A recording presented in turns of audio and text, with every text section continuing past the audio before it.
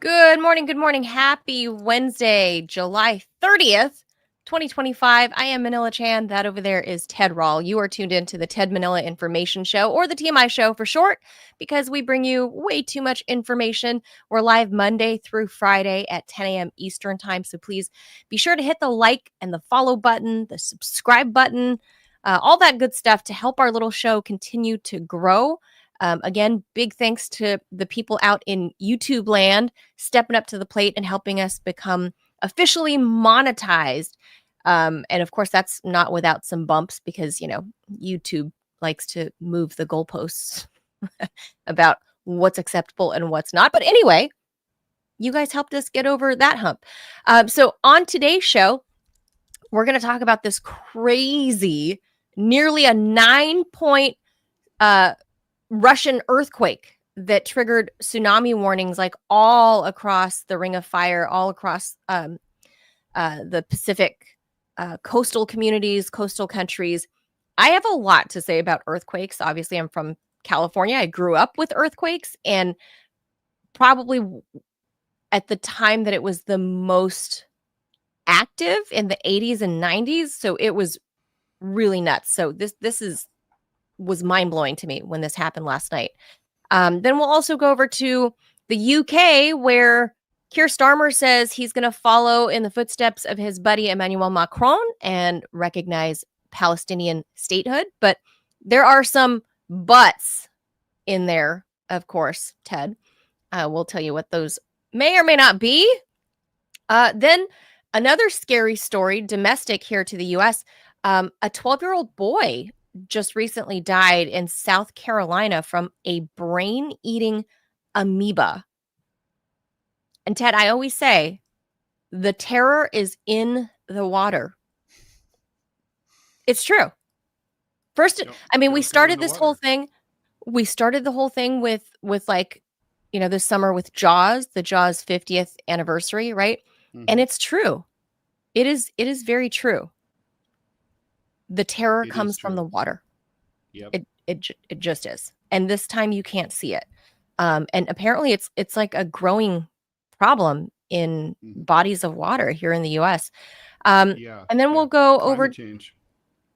Yeah, I would say. Then we'll talk about some new tactics, I guess you can say, in warfare that we're seeing not only like in Ukraine, but most recently with this short 12-day war between Israel and Iran. We'll tell you what that is. And then this new, speaking of YouTube earlier, this new YouTube law, not specific to YouTube, but this new law in Australia that will bar kids from having YouTube accounts, which and other countries are paying attention to this. So it could spread. For sure. I hope it spreads like the brain-eating amoeba all over, just everywhere. That's what we need. By the way, Manila, I'm sorry to do a sound check here. There's nothing more boring than the band checking their sound before they start the concert. How do I sound, though? You sound fine to me. I raised your volume. We're having some sound issues this morning. I don't know if my volume is okay. I'm getting a lot of, I'm just getting a lot of like feedback. I don't know what's going on here. So you guys let us know what the audio sounds like wherever you're listening. We're peeking in on the comments, of course, occasionally, and trying to make sure audio levels and everything works out for everybody. Mm-hmm. So we're not like screeching in your ears or sound like we're a million miles away or in the bathroom. Yeah, exactly. So let us know.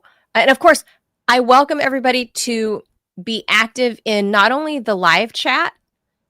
Love to know what you guys are thinking, not only about our audio, but also in the comments. So if you guys are watching this in video form, not live, we would love to know like your thoughts on these topics, where you guys stand on these things. And occasionally, if you guys leave enough comments, you give us some material to work with. On Fridays is when we like to reach into the mailbag, the comments, whatever. Let us know. So, if you have a comment like in the YouTube or the Rumble feed and, a question for one or both of us, pipe up. We'll notice. Yeah. We'll answer. Don't be shy. That's the whole point. Don't be like that. Yeah. We'll hit our own jaws The terror of the screen. Bum, bum, bum, bum, bum, bum. Well, as Manila, as you mentioned, at 11:24 a.m. local time, a magnitude 8.8 earthquake took place near the Kamchatka Peninsula in Russia. Now, if you look at a map of eastern Russia, it's that giant peninsula that sticks out into the ocean. You kind of can't miss it. It's not a little thing. Tsunami alerts were issued around the Pacific Basin. It followed a 7.4 foreshock. In other words, 7.4, which is a major earthquake by any standards, that's just the prequel to the main event of 8.8. For people who are unfamiliar with the Richter scale, it is a logarithmic scale, which means that a 7 is twice as powerful as a 6, an 8 is twice as powerful as a 7, and so on. So that was on July 20th, was the 7.4. Anyway, this is near the epicenter of a huge earthquake that took place in 1952 that killed 10,000 people and had a Richter scale rating of 9.0. Tsunami warnings have been issued from all over, from Japan to Chile, with huge waves predicted to hit parts of French Polynesia. So here's the latest. In Russia's district of Severokurilsk, near the epicenter, a state of emergency was issued after tsunami waves lashed the coast, tearing boats from their moorings and carrying away storage containers. That, according to the state Russian media company TASS, and from videos on the scene. Over in Japan, 2 million people were forced to evacuate as waves slammed into the northern and eastern coasts of the country. By Wednesday afternoon, tsunami warnings in parts of Japan were switched to advisories, but remain in effect in Hokkaido, which is up north, and Tohoku. The Philippines and Indonesia both issued tsunami warnings, and the Philippines later canceled their advisory. Down in French Polynesia, thousands of miles away, the Marquesas Islands archipelago are under tsunami alert, saying that waves of up to 4 meters high, that's 13 feet, could reach the islands of Oahuca, Nuka Hiva, and Hiva Oa overnight last night local time. A tsunami advisory that was in place for Guam and the Northern Mariana Islands. The Northern Mariana Islands, by the way, is also part of the United States. A lot of stuff that you wear that says made in USA with a flag on it is actually made by like Chinese laborers in the Northern Mariana Islands. Anyway, that was canceled according to the National Weather Service. Guam said that locations across U.S. Micronesia are also in the clear. These are all places like if you studied World War II history that were battle zones with the Japanese. In Chile, the National Tsunami Alarm System said there's a tsunami threat for all of the country's coastline. Peru's Navy said it's monitoring the situation closely. Over in Ecuador, the Oceanic and Antarctic Institute said the Galapagos Islands, of course famous for their giant tortoises and other biodiversity, are they okay? Where Darwin, researched the origin of species, and found they could see a wave measuring about 1.4 meters. That's 4.6 feet high by 9 a.m. local time. The Integrated Tsunami Alert System of Mexico and Central America also issued a tsunami warning stretching from Ensenada in the northwest coast of Mexico, down to the Central American country of Panama. Now, I want to clarify a few things about tsunamis for people who don't really understand. So first of all, you've probably all seen the really famous depictions like in Japanese traditional art of tsunamis. And they're completely wrong. So basically they show these, it's like basically like a surfer's ideal wave, like that sort of arc, right? Sure. That's not a tsunami wave. That is a wave, that is a big wave, but tsunamis don't do that. So basically, a tsunami is caused by a tectonic shift in which basically a plate of the ocean, the bottom of the ocean rises, and then the water that's on top of it slides off of it and so it moves all at the same time. So the water comes in and it basically hits, like if you've seen the footage from the big Japanese tsunami that took out the Fukushima nuclear power plant, it comes in like a wall. It's not like that surfer classic arc. And the thing is, it's also misleading to hear like, well, you have like a, this one that hit in the Galapagos. You're like, well, it's a 5-foot wave. Yeah, you can go to anywhere in the United States. I mean, hell, I've been in 5-foot waves off the coast of Los Angeles. That's no big deal. But a tsunami wave isn't like that. So the tsunami wave is relentless. The power in that wave is completely irresistible. So a 5-foot tsunami wave can be absolutely devastating in a way that a 5-foot regular. In fact, I'd rather be hit by a 10-foot normal wave than a 3-foot tsunami wave. Tsunami wave can carry you away. There's Loudon Wainwright, right? He was not hit by a tsunami, but he was basically carried off by a current in the Mississippi River while standing in about 1.5 feet of water, and he drowned. That's how he died. And like, that's how these floods, like the ones in Texas. It's relentless. It carries you away, and it carries everything away. So the power is just brutal. Right. The Russians pointed out that on their coast where it was the epicenter, they pointed out that whole cargo containers were carried away, like just off into the ocean. So a full cargo container can be tens of thousands of pounds. And if it can carry that away, right? Imagine if anybody was on the water, even though you're hearing, oh, it's only, 1-2 meters, 4 feet, 5 feet, 2 feet, even it's the power underneath it. Like it's because, like Ted said, it's literally like a shelf of water coming in all at once. Like it's not a wave where it's cresting. And it just doesn't stop. It's a shelf. It just comes like as a tray of water. It's really like a tide. It's better to think of it as like a giant tide coming in all at once, and it doesn't stop for a long time. If you ever see video footage of the best video footage is of that Japanese one, and it's like it just goes and goes and goes and goes, and it goes for hours. So it's not just a wave. Yeah, so this is the Ring of Fire. This is from ABC because they had a good map. It shows you right there. So there's Japan, and there's Russia's Far East Peninsula that sticks out, and to the very far north of that is close to where the Bering Strait was, where Sarah Palin would have been able to see the Russia Islands that were from her front yard. Some of which were actually occupied. One of my favorite episodes of World War II is that Imperial Japan captured and occupied part of the Aleutian Islands. That was U.S. territory that the Japanese occupied for years and brutalized the local residents. I can't believe it's never been made into a movie. It really should be. So this is like the Ring of Fire for obvious reasons. It really, for me, it struck. Well, the Ring of Fire, for people, you should define what that is, because not everyone. So it's where the tectonic plates basically all meet and create this ability where it can cause major earthquakes and tsunamis to follow. And there's volcanoes and stuff. Right. All the crazy seismic stuff. Right there at the site of this earthquake, there's a giant famous volcano. Yeah. So if you look there, like on California's Pacific coast, like all the way. So this body of water around the Pacific Ocean and all of these countries and states Japan, and whatever. Taiwan. That's the Ring of Fire.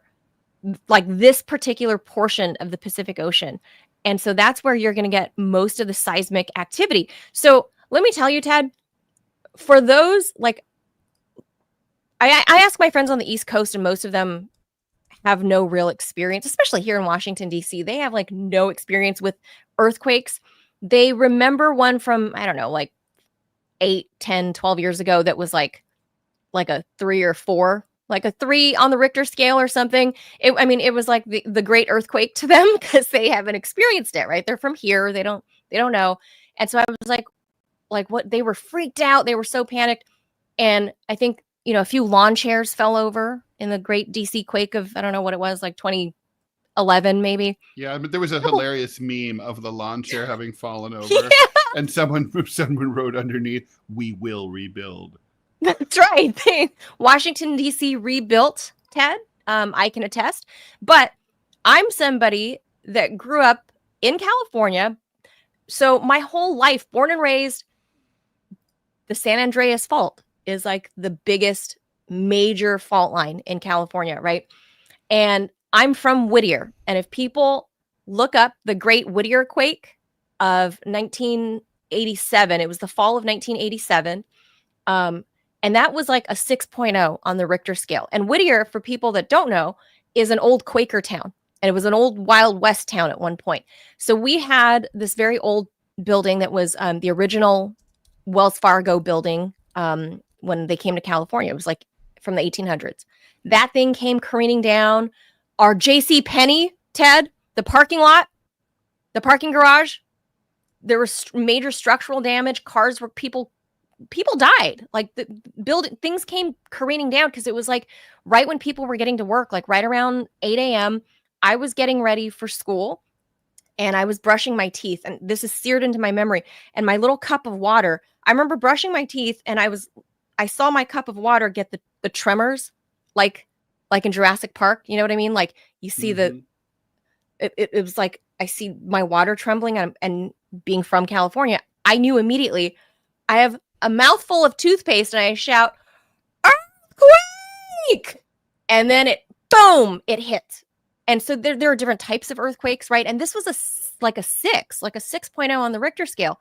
And it knocked over like our freezer in the garage, tipped over. It was the jolting kind of quake where it's like it felt like a truck smashed into your house, right? And the whole house shook. It was terror. Power lines were down. That was 1987. And I think roughly 2 years later, we had like the Loma Prieta quake. Is that what we call the Northridge quake? Oh, no, that one was 19. This is the Whittier quake. Okay. The Northridge quake, I think, was 1989 or 90. And that was huge. That was like a 7. I want to say it was like a 7. So a whole point higher on the Richter scale. That brought down freeways. That brought down like whole like buildings. Like it was really bad. One where part of the Bay Bridge collapsed, right? And the car went off of it, and also the Bay Bridge one was a separate quake. Oh, sorry. And then that was a separate pancaking of the Oakland freeway, right? Was a separate. That was the San Francisco earthquake. That's the most severe earthquake. That was the most severe. But for me, the ones that I experienced were the Whittier and the Northridge quake, which were huge. And so I could not, last night when I got the news alert that an 8.8, basically a 9, I cannot fathom what that felt like for the people that were there in the Russian peninsula. Like it is absolute terror, but it takes something like that, like for someone like me that grew up with it, anything short of a 5, you don't really get out of bed for that. By the way, tsunami will last in Southern California. It's predicted about 30 hours to give you a sense of how long this lasts. Well, yeah. From my understanding is that a tsunami, depending on how powerful the event was that set it off, and which in this case, obviously an earthquake, that a tsunami can move like 500 miles an hour, the shelf of water. Mm-hmm. So I think that's roughly like how fast an airplane can travel, like coast to coast, like DC to LA is like 5 hours. Yeah, at high, when they're at high cruising altitude, they could typically go about 550 to 600 miles per hour. Wow. Yeah. So if you think about how you can calculate, and I was watching the news last night for Hawaii, and they were clearing everybody off the shores because remember when there was that massive earthquake in Thailand, like roughly 10 years ago, and all these tourists got there wasn't enough warning and infrastructure in place, and all of these tourists at these beautiful Thai resorts, these beach resorts, people got swept away by the tsunami. It didn't look like much, so people didn't really, visually doesn't the look locals scary. Knew. But they go running, but you have these like white Westerners hanging out on the beach. They're the ones getting swept away. There's some amazing footage from that hugging tsunami trees, where it's crazy, where you see a dude on a moped and he's like zipping uphill and you can see the water like basically right behind Chasing him. He him. makes it, but Oh he's boy. like totally like, you know, the way those guys drive those mopeds. It's just like he's hauling In ass. my mind, I'm imagining like a little Thai tuk-tuk, you know, the guys with the little moped with they'd the be thing dead. attached to the back. Dead. Like, go! Like, oh my God. So Ted, we are overdue in the world for like the big one. I just want to put that out there. California's overdue. That was for the big one. This was the 6th largest earthquake on record. No, I'm saying for California. We in California. Well, we Californians. For sure. We're way now, overdue. I did want to look into the climate change question. And so basically, this has nothing to do with climate change, this event that happened yesterday. This is a seismically active place. You know, there's a volcano. It happened before. It's going to happen again. But in fact, climate change is causing a lot additional smaller earthquakes. And part of it is from melting glaciers that move into places that like actually affect seismic plates. So, you know, climate change does have an effect. Basically, you pour more energy into the atmosphere, into the earth, and things are going to move around more. I mean, so that just sort of stands to reason. So, but this is not a climate change story, but I just thought that was in case people were wondering. I bet when we get to the brain-eating amoeba, I'm willing to bet that climate change has something to do with the prevalence of that amoeba. Yes, in fact, it does. So let's move on. We'll bring you, by the way, I should bring you just completely the absolute latest on this, which we do have. So basically the modest tsunami waves did arrive in California. The highest waves in California were 4 feet in Crescent City. That's in Northern California near the Oregon border. The highest were 5.7 in Kahului, Hawaii.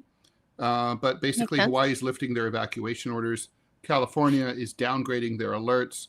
But basically the most severe warnings are in Humboldt and Del Norte counties.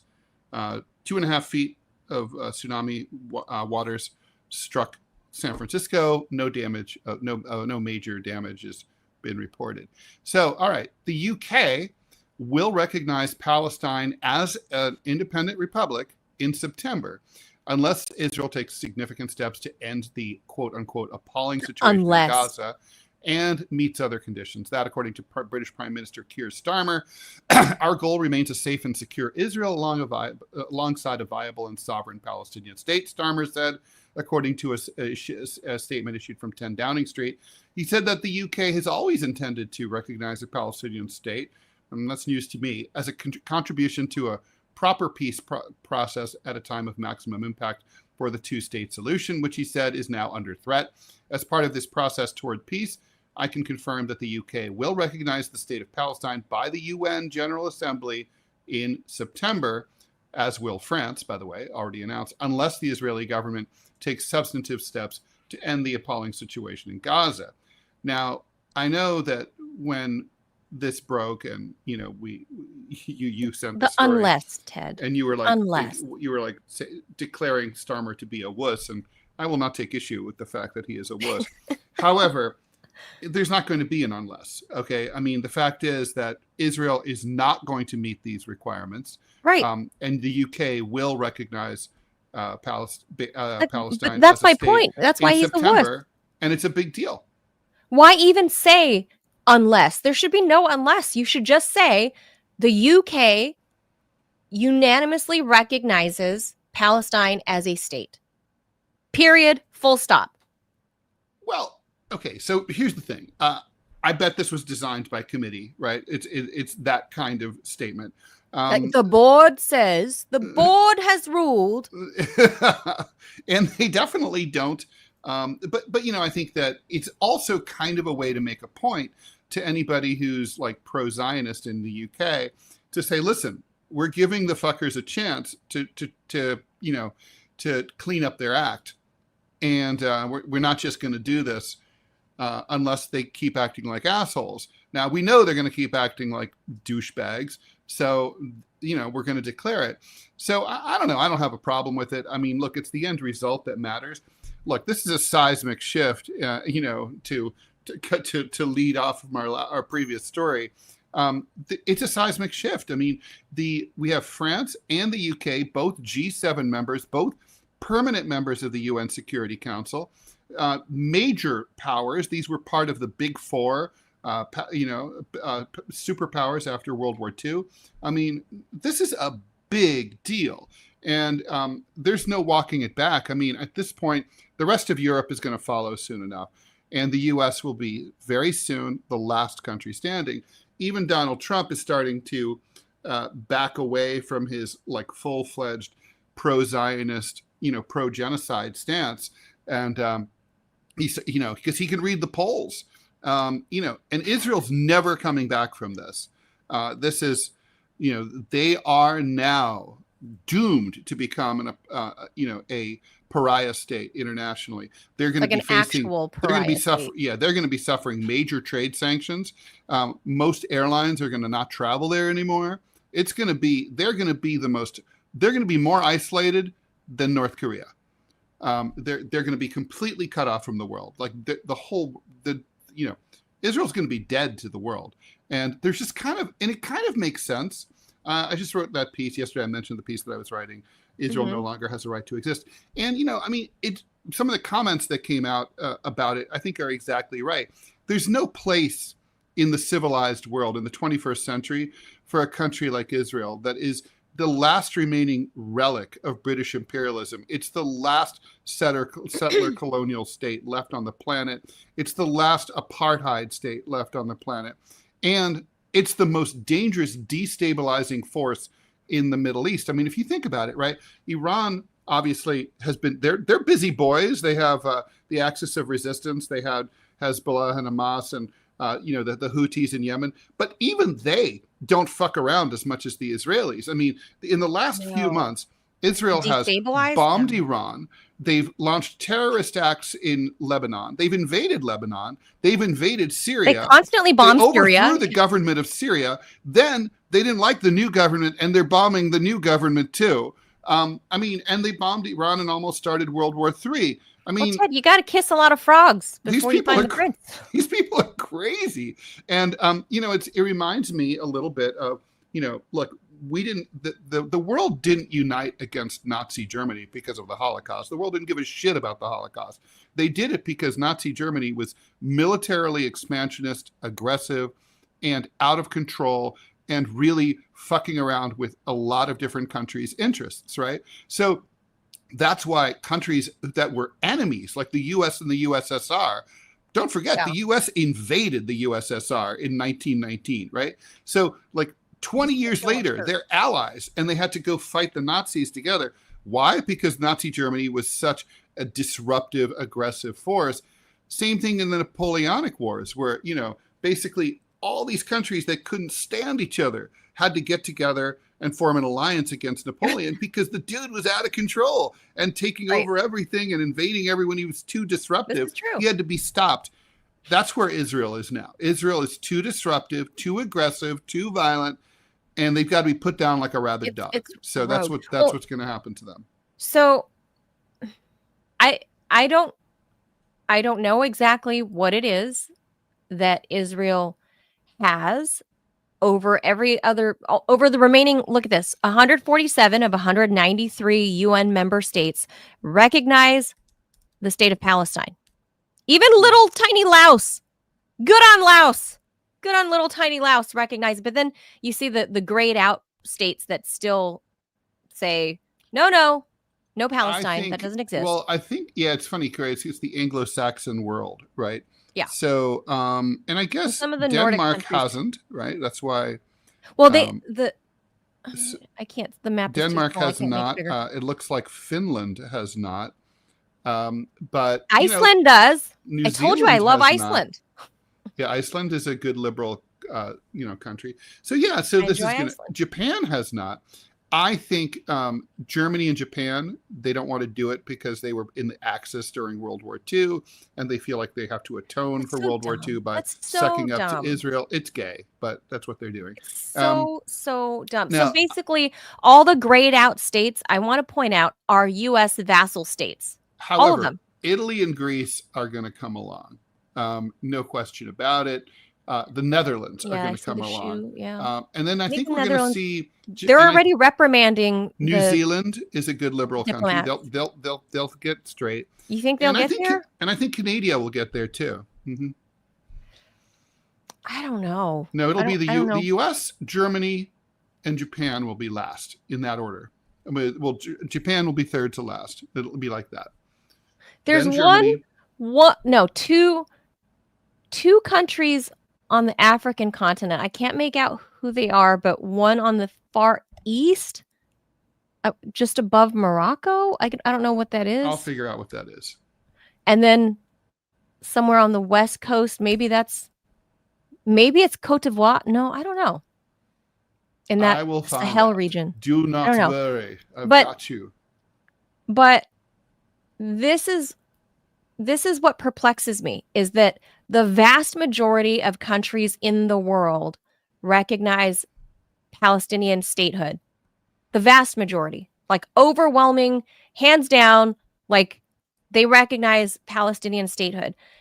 When Joe Biden tried to, his attempt, I don't know if it's Joe Biden, but his administration attempted to make Russia a pariah state, they forgot that Russia has oil and natural gas.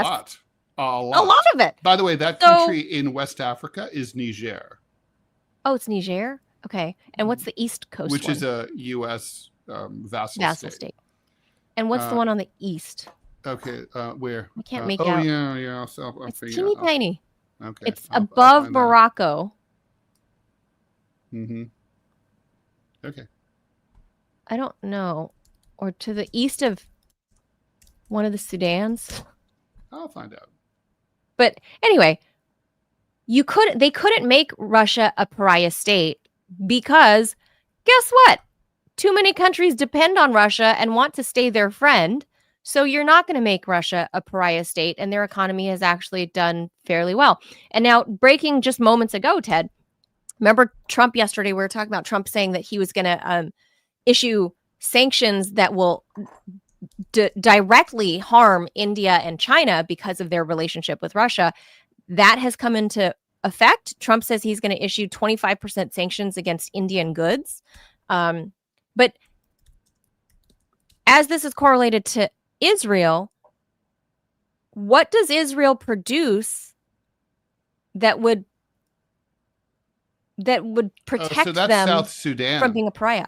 I knew it was one of the Sudan. And you know what it is? And it's South Sudan, and of course, I think they haven't recognized Palestine just because they probably can't do anything. They're not sure that they're a real country yet. Yeah. So here's the thing, Ted. If Russia, obviously they will never be turned, as much as the Western media for four years have been saying Russia's a pariah state, everybody hates Russia, everybody.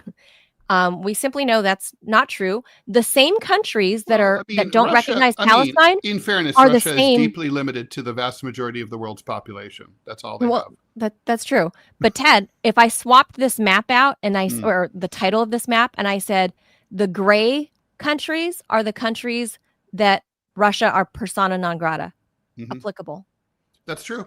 Yeah. Of course, obviously, Russia has long historic ties and great support for the struggle of the Palestinian people for independence and the South emancipation, and they've always been there for them. So, the so Palestinian people have during the Cold War got lots of support. If I change the title, this is the same. The map would look basically the same. The gray countries are the ones that say Russia's a pariah state, and then you change the title back to what it is. The recognition of Palestine, and coincidentally, it's the same states, Ted. Is it a coincidence? Weird, right? How weird is that? What a coincidence. It's basically the same map with a different title. Yeah, no, it is not a coincidence, right? But yeah. So yeah. By the way, Finland, this is just breaking now, actually. So as of right now, the countries that are currently considering it seriously are Finland, New Zealand, Croatia, Greece, and San Marino. Other countries that are contemplating it include Belgium, Malta, Portugal, Luxembourg, and Australia. Australia, I'm surprised. Yeah. Well, I'm surprised Anthony they haven't Albanese gotten isn't there, but they super will bad. get there. Yeah. Anthony Albanese isn't. He isn't the worst. It's better than the more. There's a rave review. All right, let's get to the brain-eating amoeba. Oh boy. 12-year-old boy died last week in South Carolina from a brain-eating amoeba he contracted after swimming in a local reservoir.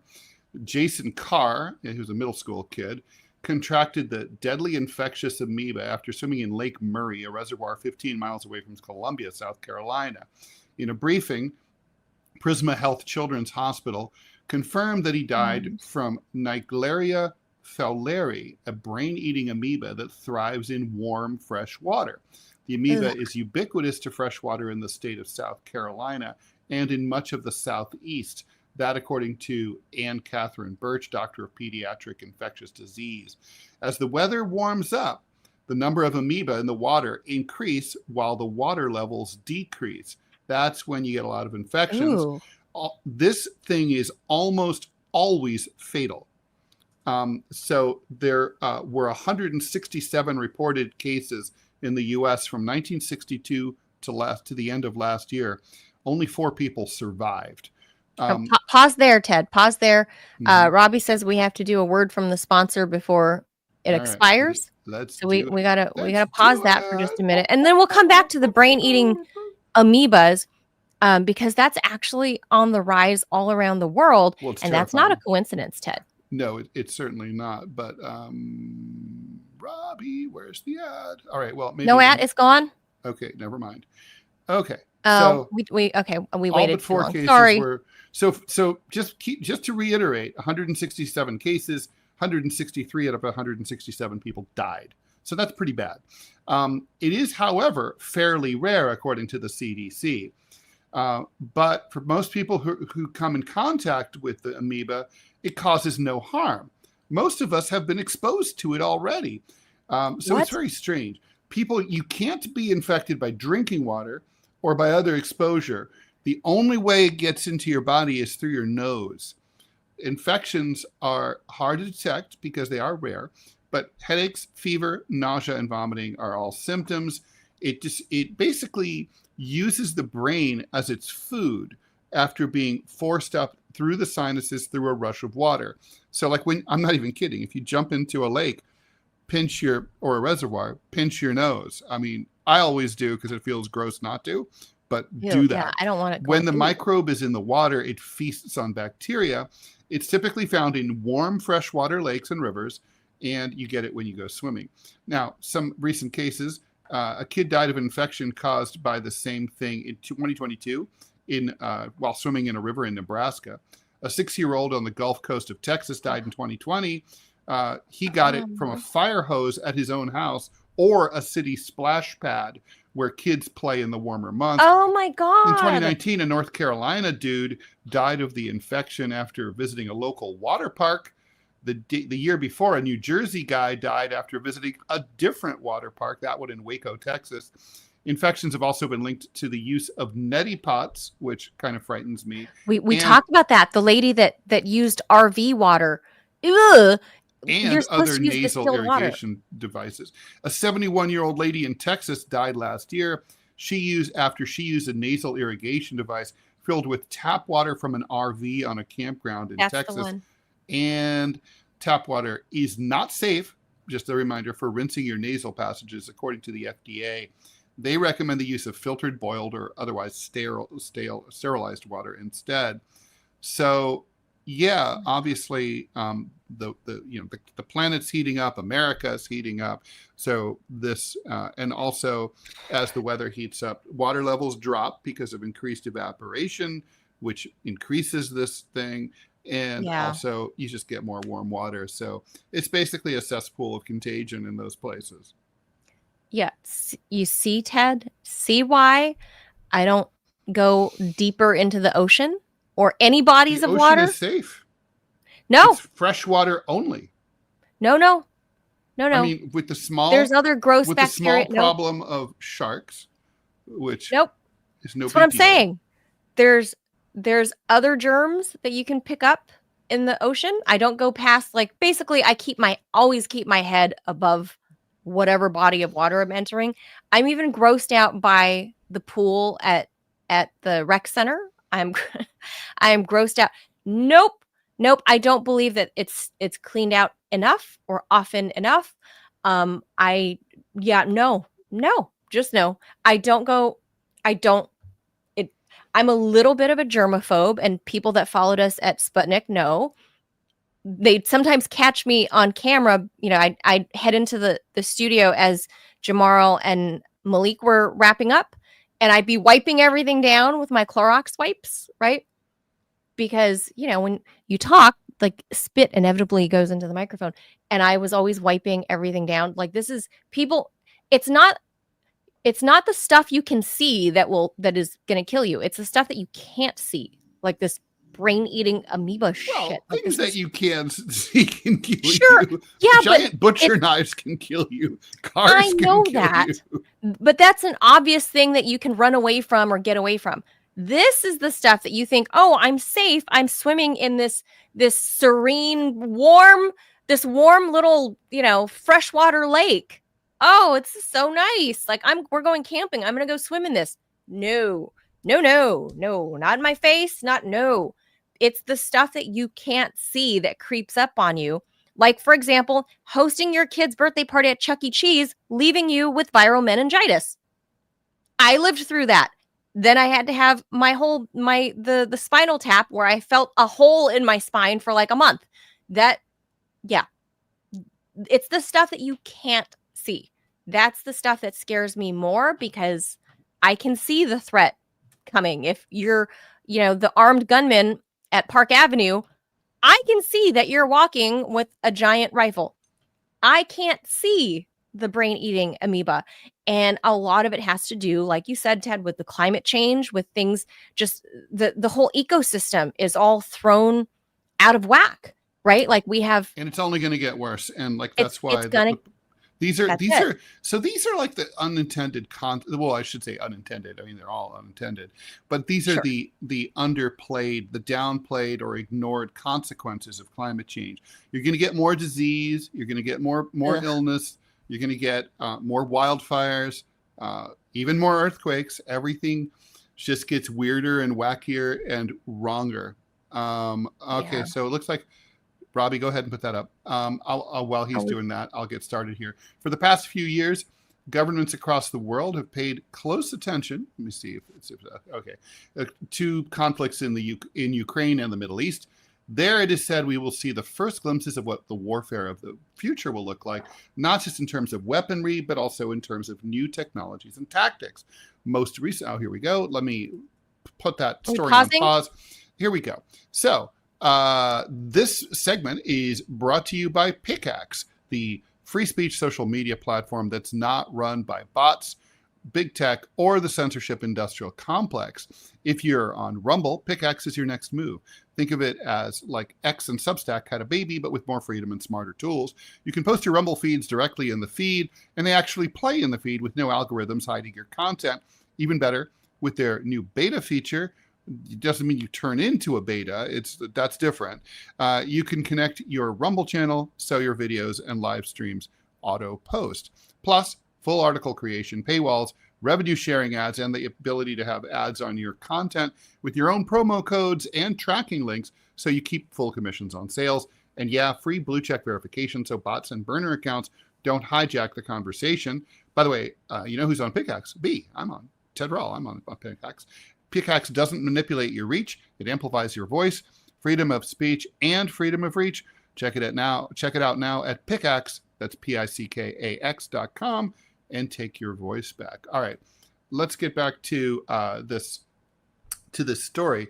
So most recently, the U.S. and Israeli attacks on Iran demonstrated not just new strategies of drone deployment and infiltration, but also new vulnerabilities. During the 12-day conflict, Iran and vessels in the Gulf, Persian Gulf, experienced repeated disruptions of their GPS signals. This started to worry the Iranian authorities, who, after the end of the war, began to look for alternatives. At times, disruptions are created on the GPS system by internal systems, and this very issue has pushed us toward alternative options like Baidu. Ehsan Chitsaz, Deputy Communications Minister of Iran, told local media in July. He also added that the government is developing a plan to switch transportation, agriculture, and the internet over from GPS, which is controlled by the U.S., over to Baidu.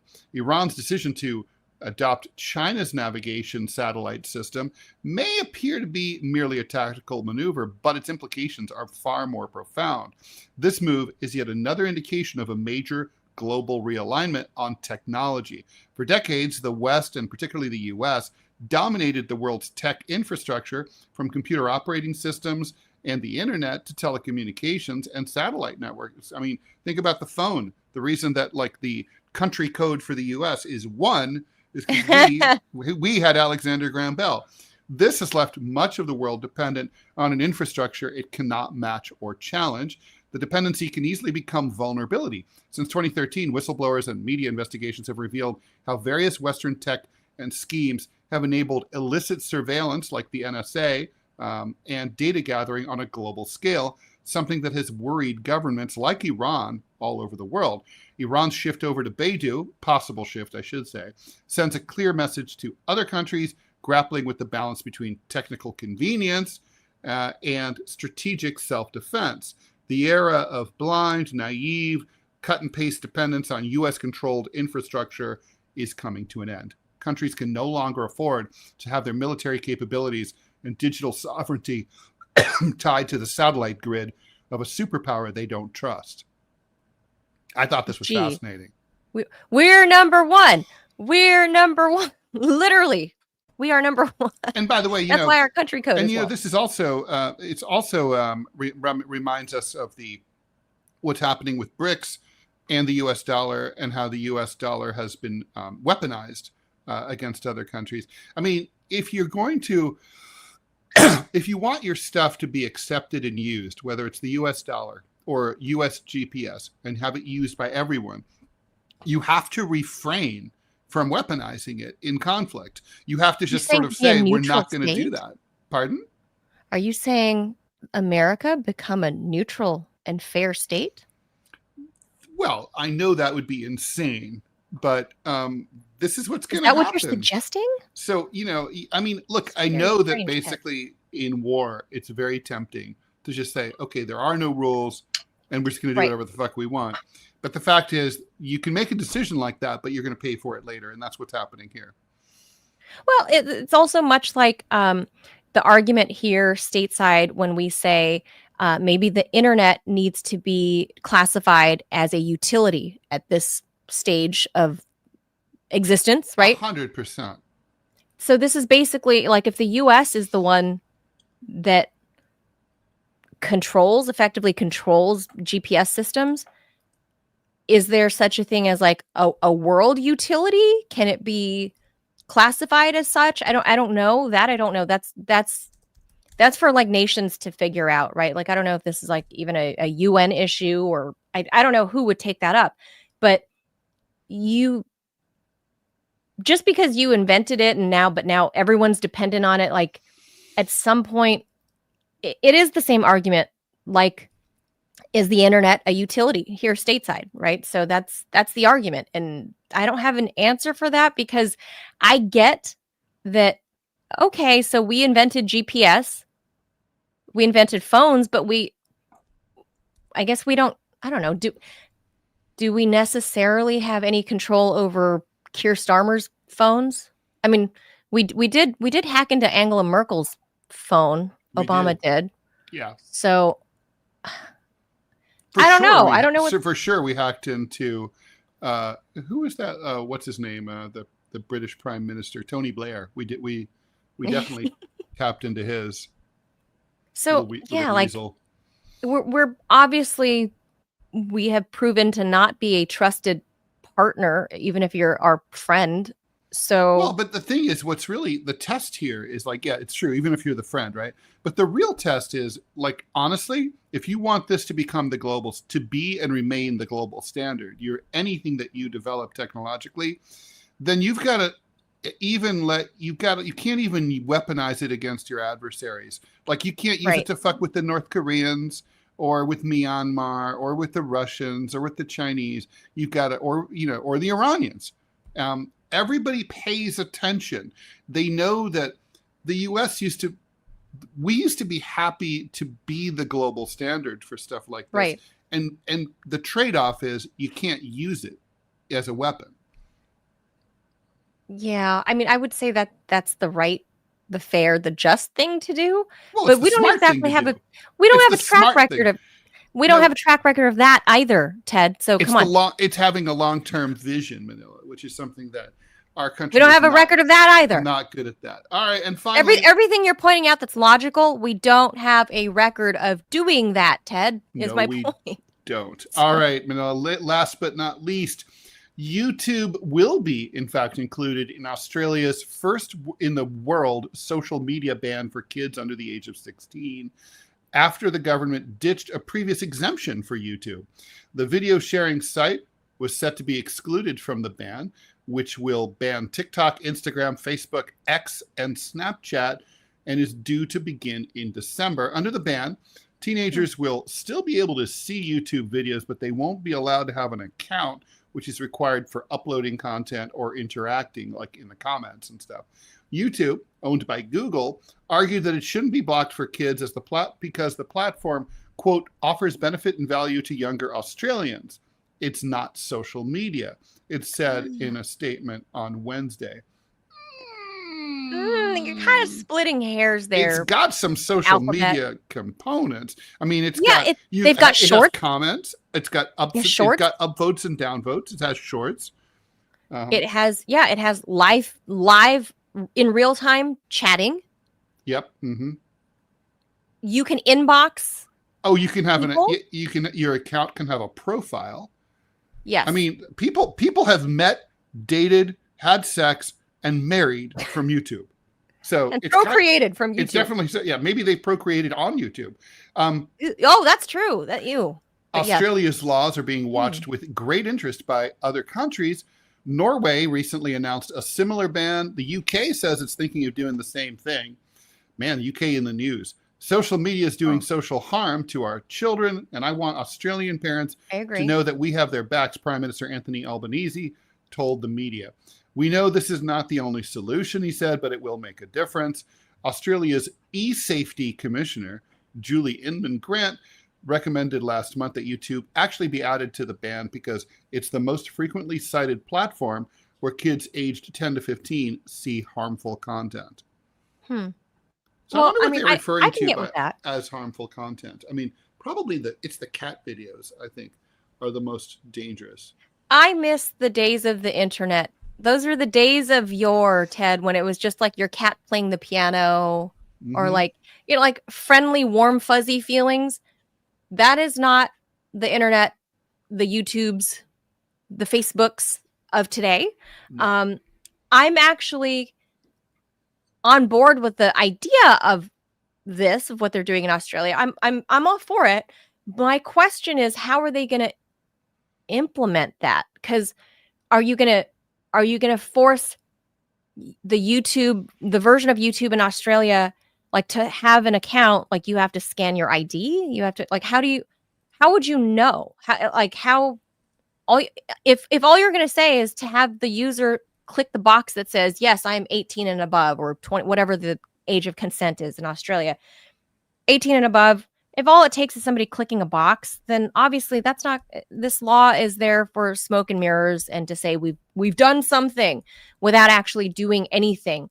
So I don't know how they're going to implement that is my question. I'm all for it because we've seen not only have, this is something producer Robbie could probably attest to, is that because he has teenage children, that we've heard the whole trans thing happening with the Gen Zers, or maybe whatever they're at now. I mean, Gen Alpha. No, maybe Gen Alpha is too young. I don't know. But the youngest of the Gen Zers, they call the transitioning kids like it's an epidemic because of social media and because of YouTube, and they're seeing videos of this is this is the new norm. and that kids are influenced by that. There's suiciding videos. There's like things that really harmful content, not to mention the, very risque teetering on porn that is out there, accessible to kids. And there's no real way for YouTube to police this, because I read somewhere there was something like every minute on YouTube, in terms of users, that every minute there is 1,000 minutes of or 1,000 hours of content being published on YouTube every minute of the day. It was some ridiculous number, and that was what Alphabet was citing as why they cannot better police the content. But however, Ted, their algorithms do allow anybody to claim that they own anything. So we're safe from copyright, Ted. But the kids are not safe from like snuff videos and porn and other, jihadist ideology. But copyright, anybody can go ahead and say, I made that song. Yeah, we YouTube's know that. got that covered. Listen, YouTube's got that covered. I think, I've made this suggestion before. I don't know why it's not being taken up by Congress. This seems like it should be a bipartisan issue. But there should be a law that says that every major tech company, and so over a certain size, like, for example, I would exclude like a startup like Pickaxe. But like I'd say, a big company like Facebook or YouTube, you should be able to pick up a phone anywhere in the world and call a toll-free number and get a live human being who answers the phone on the first ring and tell them, hey, there's a nude picture of my child on this on your site. I need you to go to this place and take it down, and have them do that immediately. Or, hey, someone's doxing my wife because of something political that she said, and I'm worried about our family's safety. I need you to go and take that offline. And you should be, so the point is that the companies of a certain size should be required to maintain a 24-hour-a-day hotline, well-staffed, all the time, holidays included, that allow you to get through. So, because the way it works now is, let's say first of all, you probably might not be aware of something, but let's say you do become aware of it, you flag it, and then you hope that at some point, like the tech companies, like slaves in like Malaysia, get around and understand what you said and understand that it's a problem, get around to it sometime before the end of the year and take it off, right? And like, for example, there's a guy who's a professor, political dissident. I forget which East African country it was. Might have been Somalia. But anyway, he was a political dissident. He was doxxed on Facebook. His family was completely terrified. All they could do was flag it, because you can't call Facebook. They don't have a phone number. It stayed up for a month, and during that time, murderers from the government came and killed him. And there's been a bunch of cases like this. So between like doxing and all this other improper content, like, I am sympathetic to the fact that a company with like YouTube that has massive volume of material being posted every single day, is that those people, they can't police everything before it goes online. But at least once it's up, you should be able to flag it and have it removed if it clearly violates policy. And they're just not doing that. Yeah, I'm with you, at least on the idea of these huge conglomerate tech companies like Alphabet. Yes, they can afford to have a 24-hour call center with thousands of employees. They can afford it, but no problem. They can. Facebook has 3 times the market capitalization of General Motors and all of its affiliated suppliers, dealerships, and I didn't know affiliates. And that's huge. The number of employees it has is about like 0.5% as many. They just don't have, so there's literally, that's a giant sucking sound out of the American economy, where instead of creating jobs, they're destroying jobs by this kind of refusal to. I mean, that's the thing is they're understaffed. They need the workers. They just don't hire them. Yeah, they have the ability. They just won't do it. That's right. Rather than spend, Zuckerberg needs his 100th house. He needs his second super yacht. No, he needs more statues to keep his wife in love with him. That's true. He needs it costs a lot of money, Ted, to commission an artist to make a I don't even know what that material is of that green goblin-y looking wife statue. It's made from slime. They go to the mountains, calcified slime, the mountains of Western Mongolia, where the trolls live, that and could they emit a certain kind of like nose jizz that is used that could be to calcify to make that. Yeah, I've never seen a statue like I've seen when it oxidizes. A bronze statue oxidizes and turns green like that. But that Mark Zuckerberg gave his wife Priscilla for her 40th birthday. She's like the Statue of Liberty. A lot of people think she is like the Statue of Liberty. Perhaps. So he needs that money, Ted. Instead of hiring, a 24-hour call center where parents can say, my daughter is getting doxxed or my daughter is getting harassed. There are these kids at school that took pictures of her in gym class as she was changing and it's on your website. Take it down. Yeah. Instead of hiring, like people 24/7, spending, a few $1 million that you have from your billions of dollars in market cap, your billions of dollars that you're making you one of the richest men on earth. Instead of spending a few measly millions on that per year, they will allow your child to be doxxed on the internet and have his or her and humiliated and private violated. Yes. And that's how kids end up committing suicide because of, this humiliation or whatever. But Mark Zuckerberg gets Raleigh to brings save up a $30 great million. point here. He said in the private chat they can use AI to do it, and that's true too. Correct. That too. Yes, that is true too. I mean, I do think, but in the end, call. we know AI is quirky, man. Just last night, I was processing some of the clips for the show, and putting in some descriptions, and it's like there were like 13 clips, and it's like, it starts numbering at number 7, and I'm like, how come you're numbering a number? So I'm like, I said, what happened to 1 through 6? And then the AI is like, I'm sorry, I disregarded your request for 1 through 6. AI snotty.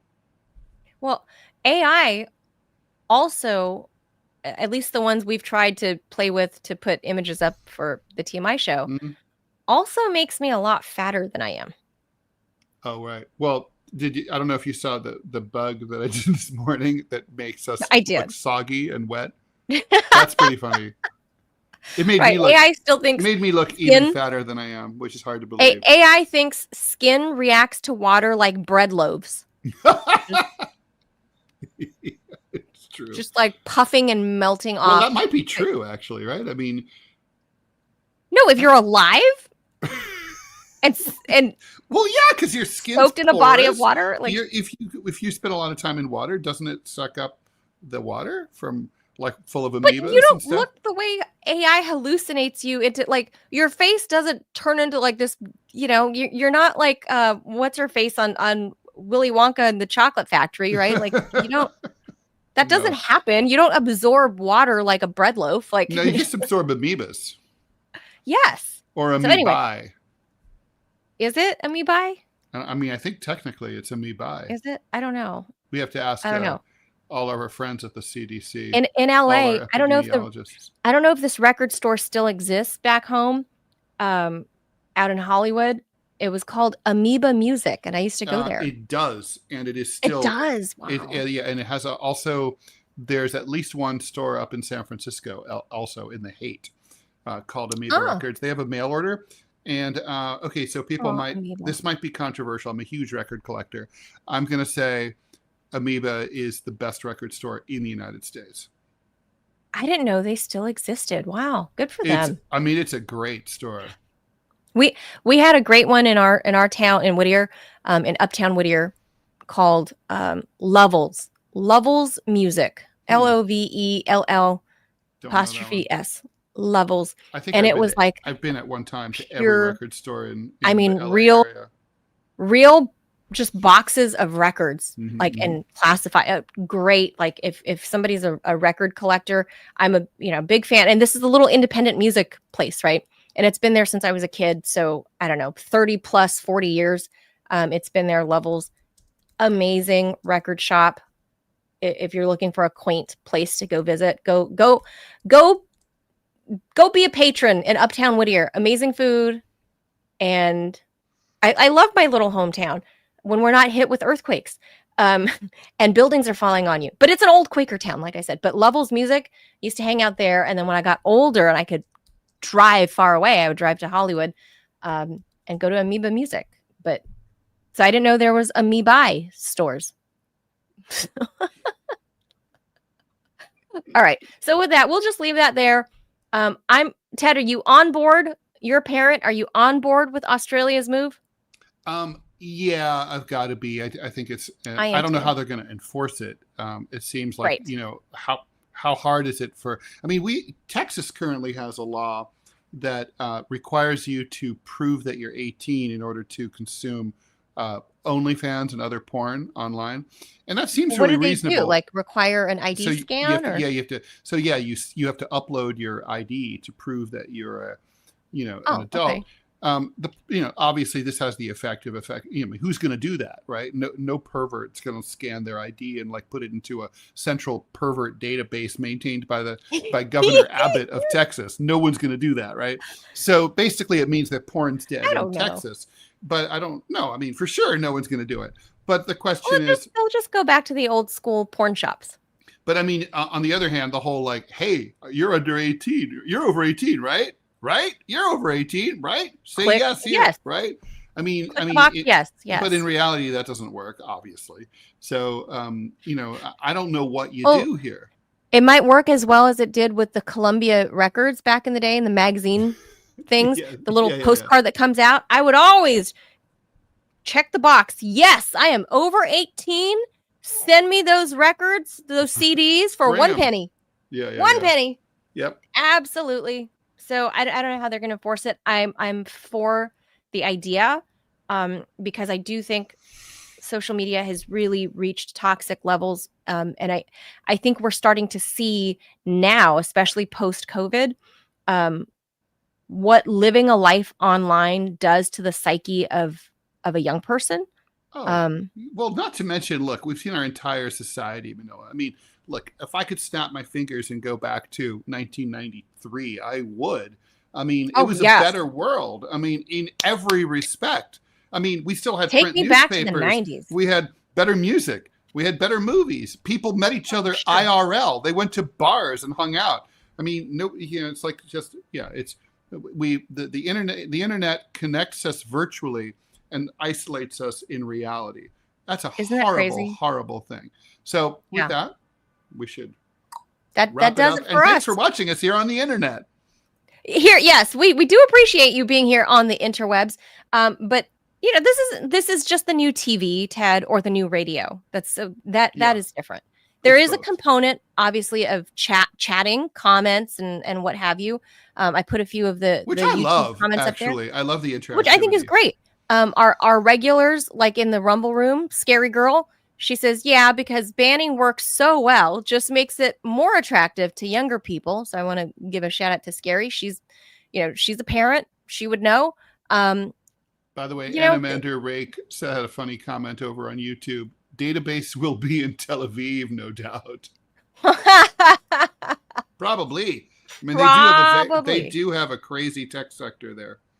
Well, remember, they invented the Pegasus virus that supposedly only states can buy. Right. Yeah. Right. I totally. All right, guys. Anyway, thank you for being here. We'll be back tomorrow. 10 a.m. Eastern time. Adios, amigos. Make sure you hit the like button. Do it. Like, subscribe, the thumbs up, all of that. See you tomorrow. Bye. Adios, amigos.